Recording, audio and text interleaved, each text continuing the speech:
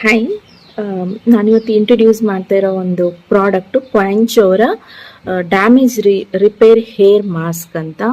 ಇದೊಂದು hair treatment ಆಗಿರುತ್ತೆ and ತುಂಬ ಒಂದು ಒಳ್ಳೆ ಪ್ರಾಡಕ್ಟು. ನಾನು ಇದನ್ನು ಯೂಸ್ ಮಾಡೋಕ್ಕೆ ಸ್ಟಾರ್ಟ್ ಮಾಡಿ ತುಂಬ ದಿನ ಆಯಿತು, ತುಂಬ ಮಂತ್ಸೇ ಆಯಿತು. ಇದು ನಂದು ಸೆಕೆಂಡ್ ಜಾರು. ಸೊ ತುಂಬ ಒಳ್ಳೆ ಪ್ರಾಡಕ್ಟ್ ಅಂತ ಹೇಳ್ಬೋದು. ನನಗೆ ಪರ್ಸ್ನಲಿ ತುಂಬ ಒಳ್ಳೆ ಎಕ್ಸ್ಪೀರಿಯೆನ್ಸ್ ಆಗಿದೆ ಈ ಪ್ರಾಡಕ್ಟ್ ಯೂಸ್ ಮಾಡೋಕ್ಕೆ ಸ್ಟಾರ್ಟ್ ಮಾಡಿದ್ಮೇಲೆ. ಇದು ಇದನ್ನು ಓಪನ್ ಮಾಡಿದ ತಕ್ಷಣ ಇದರಲ್ಲಿ ಪಿಂಕ್ ಕಲರ್ ಒಂದು ಮಾಸ್ಕ್ ಇರುತ್ತೆ ಆ್ಯಂಡ್ ಇದನ್ನು ಓಪನ್ ಮಾಡಿದ ತಕ್ಷಣ ನಿಮಗೊಂದು ಫ್ರೇಗ್ರೆನ್ಸ್ ಬರುತ್ತೆ ನೋಡಿ. ತುಂಬ ಒಳ್ಳೆ ಫ್ರೇಗ್ರೆನ್ಸು, ತುಂಬ ದಿನದವರೆಗೂ ಅದು ಹಾಗೆ ಇರುತ್ತೆ. ಸೊ 2-3 ವಾಶ್ವರೆಗೂ ಆ ಫ್ರೇಗ್ರೆನ್ಸ್ ನಿಮಗೆ ಹೋಗಲ್ಲ. ಒಂದು ಒಳ್ಳೆ ಮಾಸ್ಕ್ ಅಂತ ಇದನ್ನು ಹೇಳ್ಬೋದು. ಆ್ಯಂಡ್ ಇದರಲ್ಲಿ ಕ್ವೆನೋವಾ ಪ್ರೋಟೀನ್ ಇದೆ ಅಂತ ಕ್ಲೇಮ್ ಮಾಡ್ತಾ ಇದ್ದಾರೆ.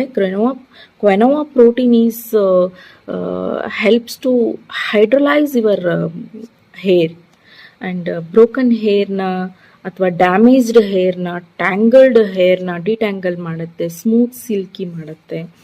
ಆ್ಯಂಡ್ ಇದರಲ್ಲಿ ನ್ಯಾಚುರಲ್ ಕೊರಿಯನ್ ಇಂಗ್ರೀಡಿಯೆಂಟ್ಸ್ ಇರೋದ್ರಿಂದ ಇದು ತುಂಬ ಒಳ್ಳೆಯ ಒಂದು ಎಲಾಸ್ಟಿಸಿಟಿನ ಹೆಚ್ಚು ಮಾಡುತ್ತೆ ಹೇರು, ಡ್ಯಾಮೇಜ್ಡ್ ಹೇರ್ಗೆ.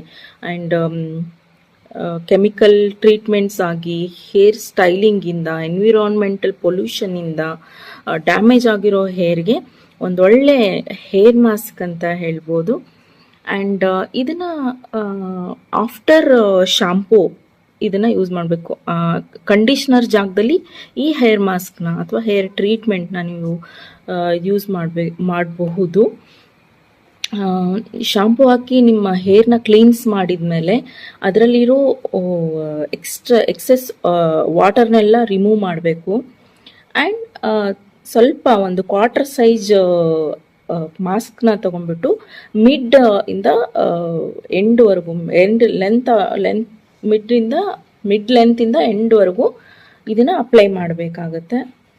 ಆ್ಯಂಡ್ 10 to 15 ಮಿನಿಟ್ಸ್ ಆದಮೇಲೆ ಲುಕ್ವಾರ್ಮ್ ವಾಟರಲ್ಲಿ ಇದನ್ನು ವಾಶ್ ಮಾಡಿದರೆ ನಿಮ್ಗೆ ವಾಶ್ ಮಾಡಬೇಕಾದ್ರೇ ನಿಮ್ಮ ಹೇರ್ ತುಂಬ ಸಿಲ್ಕಿ, ಸ್ಮೂತಿ ಅಂತ ನಿಮ್ಗೆ ಫೀಲ್ ಆಗುತ್ತೆ. ಕ್ಲೇಮ್ ಮಾಡ್ತಾ ಇರೋ ಪ್ರಕಾರ ಇದು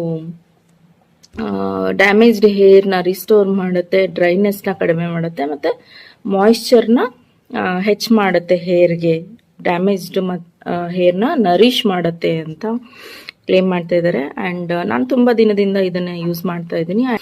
ಸೊ ನನಗೆ ತುಂಬಾ ಇಷ್ಟವಾದ